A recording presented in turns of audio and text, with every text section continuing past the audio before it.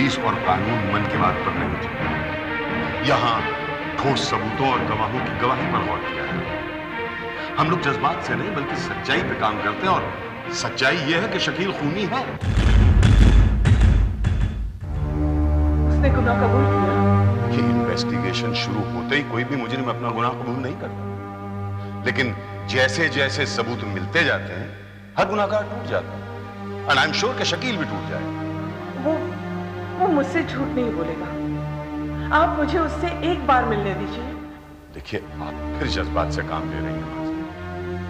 हम किसी भी अंडर ट्रायल को किसी से भी नहीं मिलने दे सकते। एक माँ को अपने बेटे से भी नहीं। आप सिर्फ एक माँ, कोई पब्लिक प्रोसिक्यूटर या डिफेंस लॉयर नहीं, और हम लोग कानून के मुलाजिम। आप शकील से नहीं मिल सकती। It's against law. I am sorry. Sir मैं यहाँ के रूल अच्छी तरह से जानता हूँ। मेरी आपसे पर्सनल रिक्वेस्ट है कि आप माँ को शकील से मिलने दें। सर, जैसा कि माँ ने कहा, शकील शायद उनसे झूठ ना बोले। This will help us in our investigation sir, please. Okay, ठीक है, आप शकील से मिल सकते हैं। Thank you.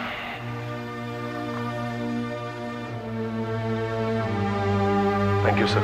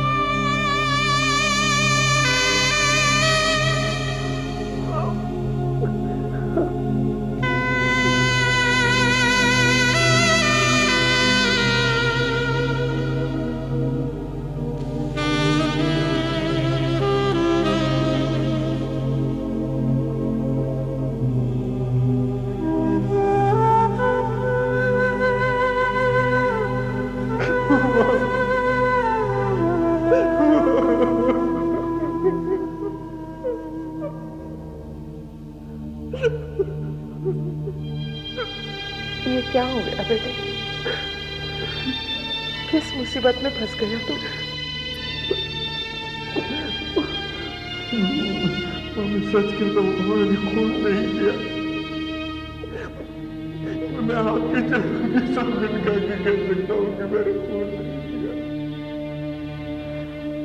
पर संजय तो कह रहा था कि उसने तुम्हारे हाथ में वो चाकू देखा जिससे उस आदमी का खून हुआ था। मैंने खून नहीं किया, मैं सच कह रहा हूँ। मैं तो माजिद भाई को सामान देकर उनके साथ चाय पीने के बाद उनके दुकान से निकला ही था।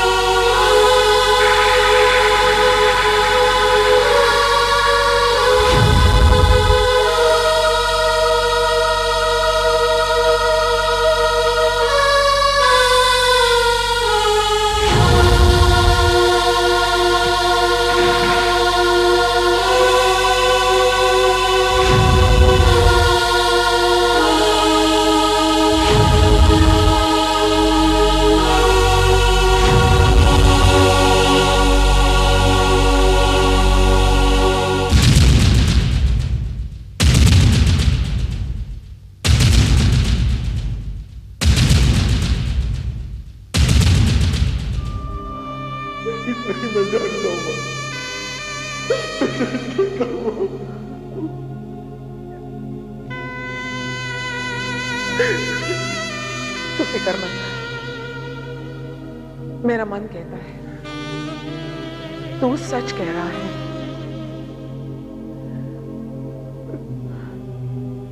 मैं कुछ करती हूँ, तू फिक्र मत कर।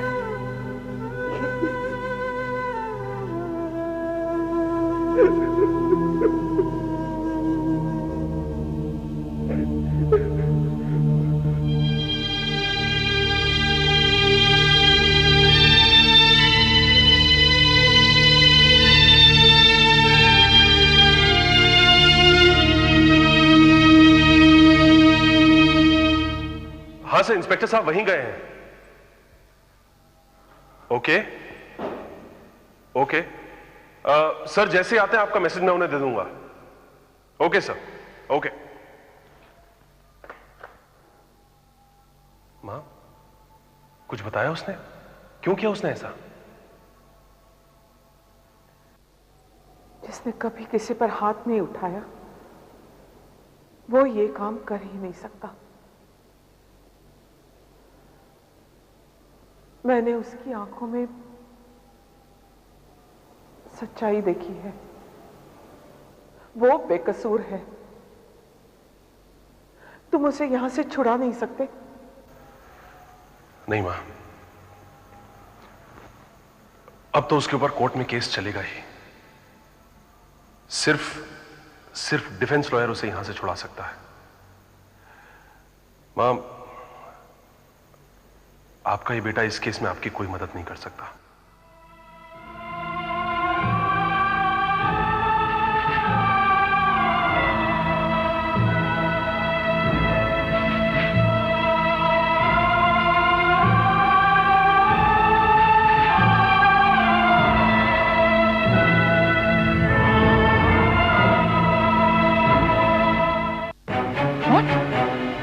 ये मैं मां की कल्याणी सदन के बारे में क्या सुन रही है जय?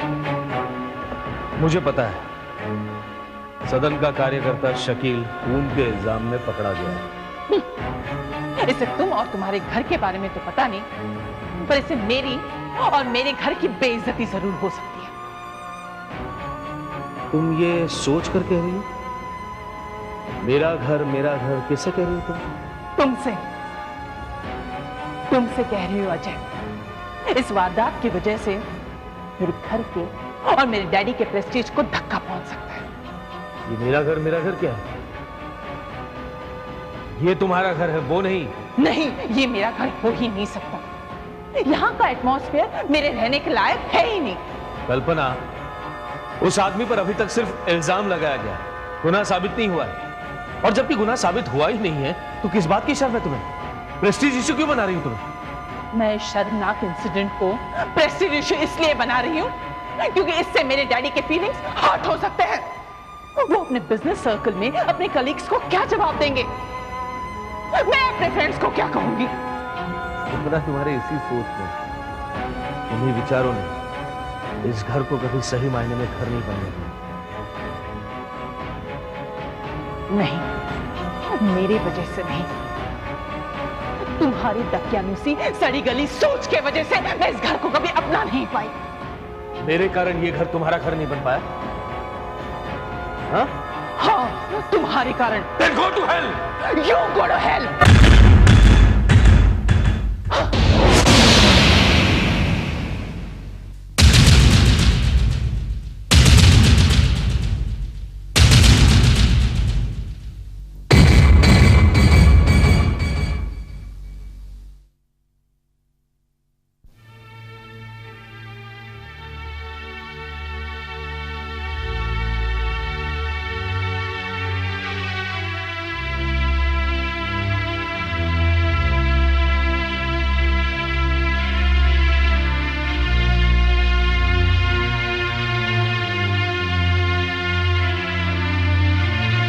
फिर बहू से झगड़ा हुआ।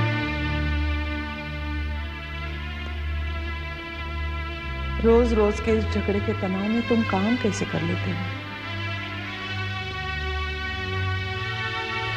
ये तनाव, ये परेशानी अब मेरी जिंदगी का हिस्सा बन गई है और मेरी वजह से तुम सबको जो दुख होता होगा उसके बारे में सोचता हूं तो और भी तकलीफ होती है।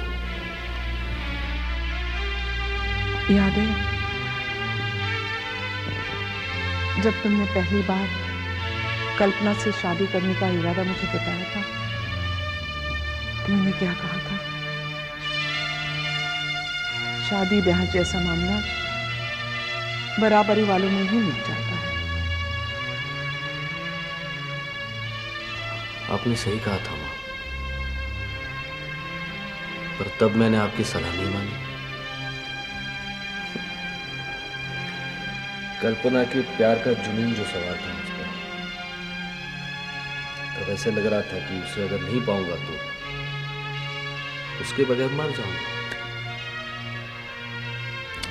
और अब रोज हर पल एक नई मौत मरता हूं मैं।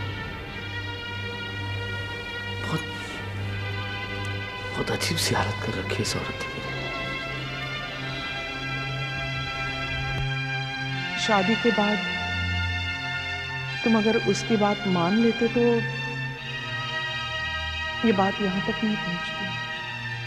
मतलब उसके साथ उसके माँ बाप के यहां जाकर रहूं, घर जमाई बनकर? वो तो यही चाहती थी ना। उसकी इच्छा कभी पूरी नहीं होगी।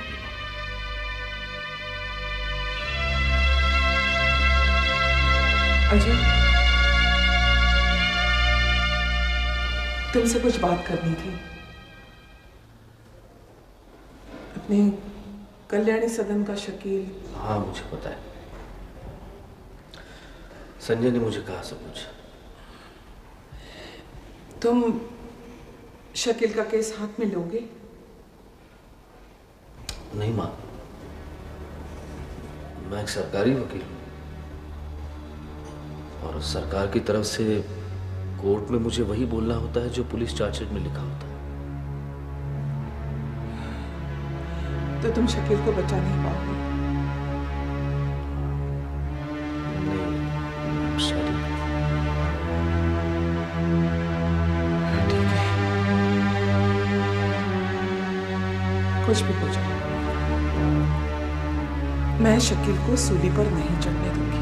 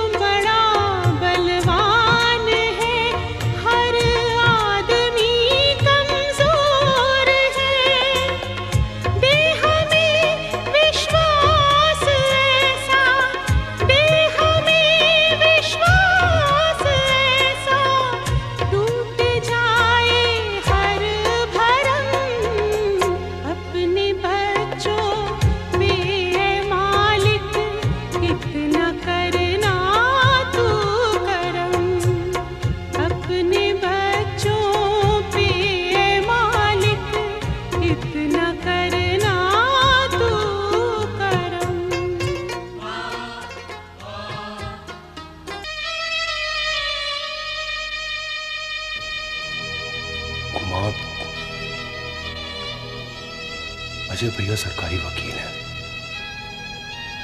वो अपने प्रोफेशन से मजबूर है मां। उसकी मजबूरी ने मुझे कितना मजबूर बना दिया है। तू ऐसा क्यों सोचती है मां?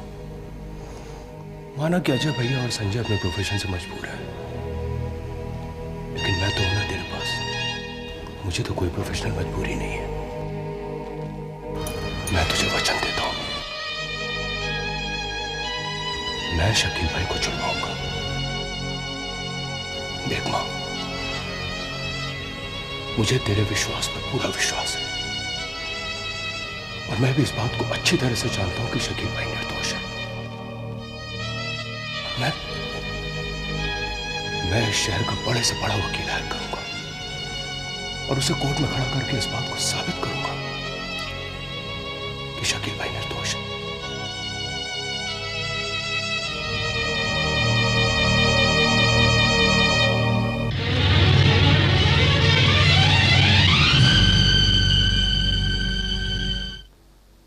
कल्याणी चौधरी बदनामी के घेरे में।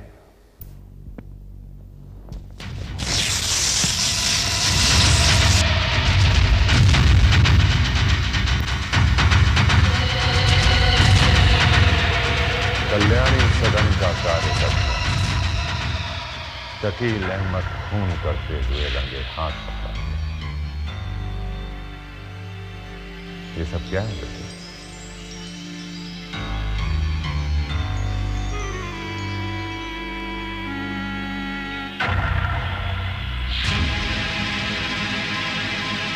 यही है तुम्हारी सासू जी का असली चेहरा। इसमें कल्याणी जी को क्यों दोष दे रहे हैं? उनके सदन के कार्यकर्ता ने कत्ल नहीं किया है, यही कहना चाहती हो ना तुम? मेरी नजरों में वही खूनी है। उस सदन के बच्चों को अच्छे संस्कार, अच्छे आदर्श की शिक्षा दी जाती है। यही अच्छे आदर्श है, यही अच्छी शिक्षा है। मेरी नजरों में तो वहां खूनी, डाकू, लुटेरे पैदा होते हैं। सच्चाई के जाने बिना एक अखबार पढ़कर आप उन पर बिगड़ रहे हैं। अखबार में खबर यूं ही नहीं छपती है। और बलराज चौधरी का तो खानदान है ही घटिया, ये बात मैं पहले से ही जानता था।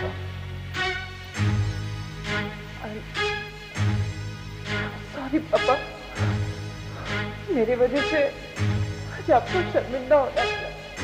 शर्मिंदा तो अब मुझे दुनिया के सामने होना पड़ेगा, अपने कोलीग के सामने, अपने बिजनेस पार्टनर के सामने। जब उन्हें इस बात का पता चलेगा, उन्हें तुम्हारी सास और उनके सदन की असलियत के बारे में पता चलेगा, मैं किसको क्या मुंह दिखाऊंगा।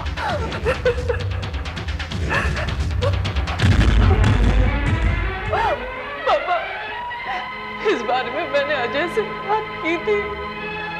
मैंने उसे कहा था कि इस वारदात की वजह से मेरे पापा की प्रेस्टीज को धक्का पहुंच सकता है। मेरे पापा अपने फ्रेंड सर्कल को, अपने कलीग्स को, बिजनेस पार्टनर्स को क्या जवाब देंगे? मैं अपने फ्रेंड्स को क्या कहूंगी? इससे मेरे घर की बेइज्जती हो सकती है। तो उल्टा वो मुझ पर बरस पड़ा और वो कहने लगा कि ये तुम्हारा घर है, वो तो तुम्हारे बाप का घर है।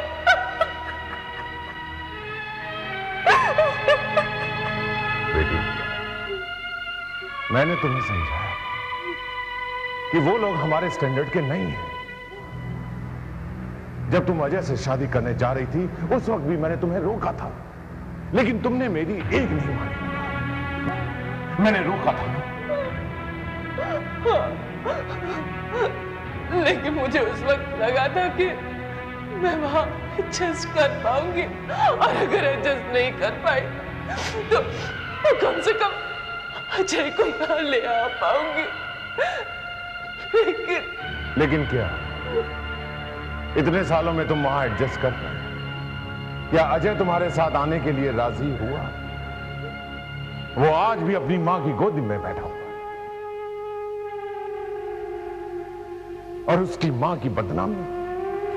सुनिए, कम से कम एक बार फोन करके असलियत का पता तो कर लीजिए।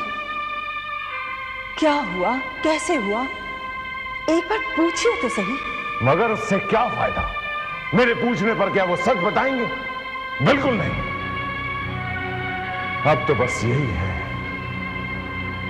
कि उनकी बदनामी की इस आग में हमें झुलसना है।